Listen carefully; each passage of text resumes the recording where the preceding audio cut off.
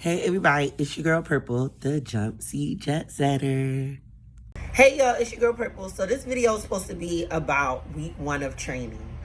And as I was going through what I was going to talk about, I realized there's not really a lot I can talk about when it comes to training because a lot of it is like SSI. So that's sensitive security information. Yeah. So, but what I did want to go over is my preparation for training. So prior to training, the things that I did to get prepared for training. So with my airline, they send you a packet about 14 days prior to training. And it has the attire that you have to wear for training, all the COVID restrictions that we had to follow, and a study packet for the entrance exam. Yes, there was an entrance exam. So there's always a lot of people. I was in a Facebook group prior to training that I'm no longer in, and I'll do a video on social media and Facebook groups and group messages and all of that. That I'll probably do like a video on that next. But a lot of people ask questions about what they should study and what they should bring. And I always tell people to follow the packet. I won't say don't ask people on social media, but social media isn't a reliable source for information. You can either go by the packet or email recruiting or in-flight training to get confirmation, because the information given for each class can tend to change. So what they told me I had to have and had to bring and things like that might not be the same for 3 classes down the line. So for me, luggage, you don't have to have compliant luggage for training with my airline. Some airlines you do, but for us you didn't. So I just used my personal luggage that I already had. We were able to check 2 bags, and then we were able to have a personal item and a carry-on. I checked 2 bags and I only took a carry-on. I didn't have a personal item. Everything fit in those 3. One of the things that I did take as a pointer from Facebook is I made sure that I had some extra space in one of my bags for my uniform, because you have to bring your uniform home, and we are issued a coat which took up a lot of room. I actually took my foam head with me to training for my wig and had to leave that and throw it away. It was only $4, but had to leave that and throw it away so that my coat could fit in my luggage. So definitely make sure you leave some room for your uniform. And I don't know exactly what pieces all of the airlines or other airlines issue, or even if you get your uniform before you leave training, but I know we did, and a coat was included in our uniforms that we were issued. So we had to I made sure that I saved some room for that.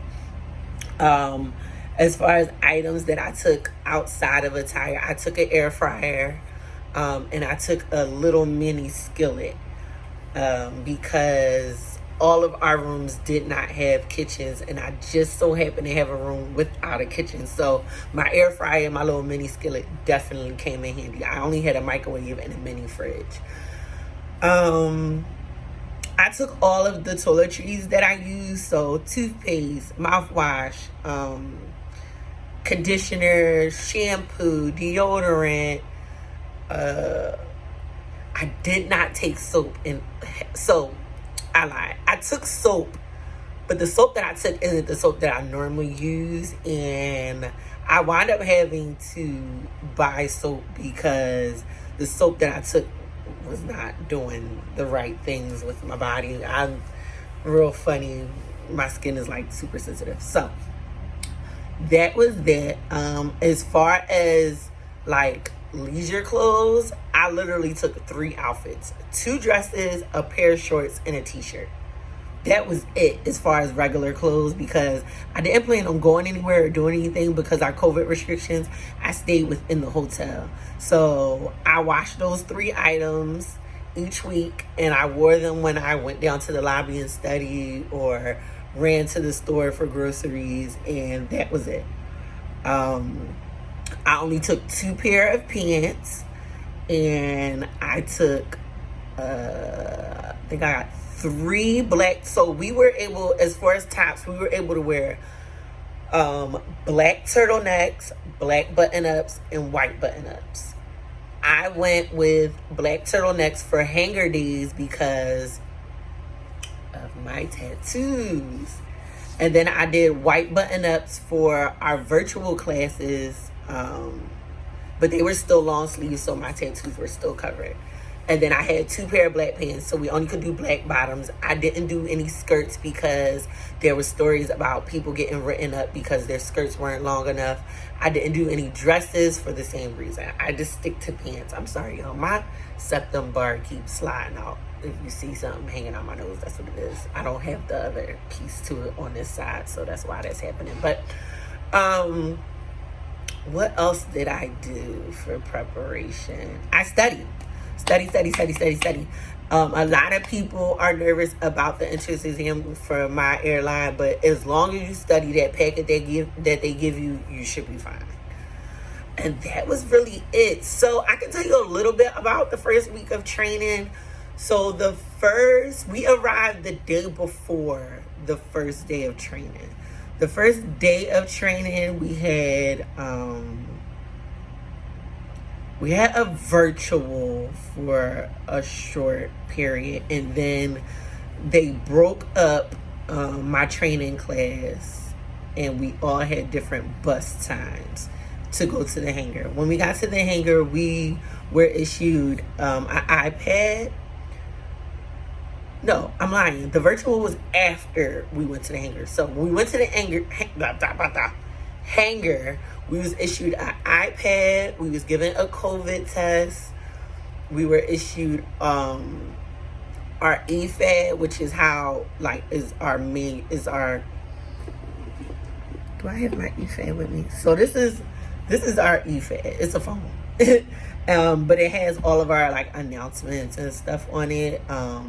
Our manuals, policies, procedures, just about everything you need as a flight attendant is on there. We were issued that. We were measured because you have to be between 5 foot and 6 foot to work for my airline. So we was measured, and I think we did the tour of the hangar the first day. It was the first day or the second day. Don't get me lying. I should have recorded this while I was in training, but I wasn't really thinking about that. So then we went back to our room, and we had what was called Welcome Day. And that was kind of like an introduction, giving us a rundown of how training is going to go, how our virtual classes are going to go, how our hangar days are going to go. And it gave us the opportunity to ask a bunch of questions. One of the biggest questions that people want to know is, are we allowed to study together? Because my airline had very strict COVID restrictions. And what I will say is, ask on your welcome day, because some people were told that they were allowed to study together. Some people were told that they weren't. Some people were told they only can study outside. Some people were told that they can study within the lobby. I know with my group, the first couple of times we studied was actually like a video study session. And then we were given the okay to study in the lobby within our groups. So we started to do that. So if you have any questions about what you can and can't do, that's the time to ask. A lot of people seem to be like scared to ask instructors certain questions, but now I'm not going to say no question is a dumb question, because we all know that's not true. But if it's about like wanting to know Like, if I do this, will I get sent home? You probably should ask that question. I don't even care what it is. It might be a dumb question, but ask it anyway, just to make sure, because you don't want to do something because you thought you were able to do it and then get sent home. What else? That was about it. You start to get to know the people in your group more when you study together and maybe like go food shopping together and things like that. Week 1 was pretty chill. I think we had like 2 tests. I can tell you exactly how many tests we had in week 1. I think that's something that I can tell you guys. So in the beginning of training, one of the things you get is an agenda, and it tells you what you're going to be doing on each day throughout training. So let's see.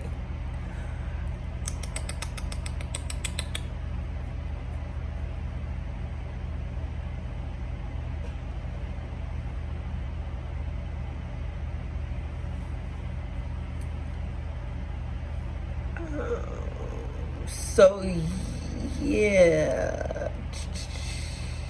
So you do uniform fittings on the second day, which is like very fun for us. And so be prepared to get alterations. If you're with my airline, my uniform fit perfectly. Whereas though most of the females, and I don't really know about the males, but most of the females had to get some kind of alterations. Granted, I didn't get any skirts or any dresses. I stuck with pants, a vest, and a button-up. And everything fits fine. I couldn't get a dress. It was impossible. So how long they want the dress to be, I would have had to go up like 3 sizes too big, and it would have fit like a nightgown. So I just didn't go that option. Now I did see a skirt on a young lady from another class that is somewhat built like me, and it fit her really nice. So I'm kind of entertaining maybe getting a skirt. So you do that.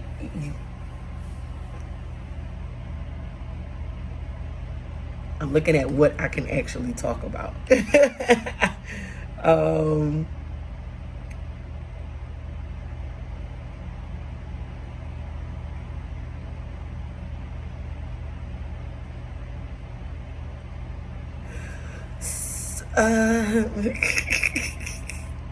So they talk about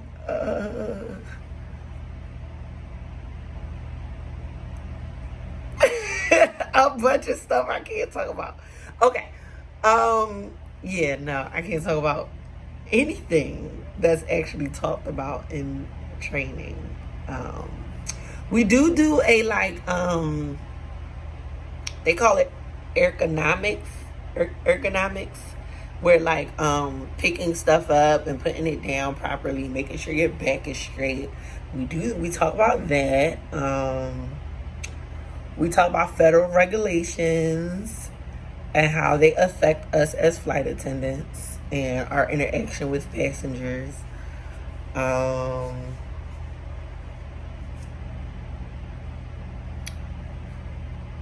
We have a diversity and inclusion segment that we go over.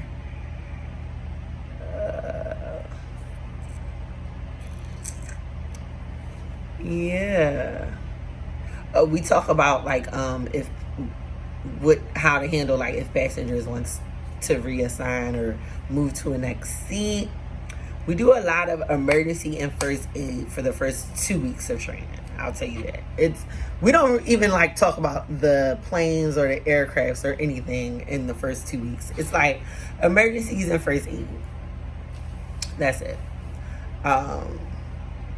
It's so much that goes on in training that I can't talk about. But that was the first week, really. Emergencies, first aid, very like basic not too detailed, but still important information.